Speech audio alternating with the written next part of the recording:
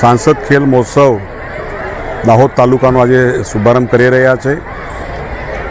ભારતના પ્રધાનમંત્રી માનનીય મોદી સાહેબનું જે સ્વપ્ન છે કે એક ભારત શ્રેષ્ઠ ભારત, નયા ભારત, વિકસિત ભારત, તે અંતર્ગત દેશના સર્વાંગી વિકાસ સહિત નવા ખેલાડીઓને તૈયાર કરવા, એમને પૂરેપૂરો અવસર આપીને ખેલ ક્ષેત્રે ભારત વિશ્વની અંદર પ્રથમ ક્રમે આવે એવા સંકલ્પ સાથે દાહોદ લોકસભાની અંદર સાંસદ ખેલ મહોત્સવ કરી રહ્યા છે। તાલુકા કક્ષાનો સાંસદ ખેલ પૂર્ણ કર્યા પછી હવે વિધાનસભા અને લોકસભાનો આગામી સમયમાં કાર્યક્રમ કરવા જઈ રહ્યા છે।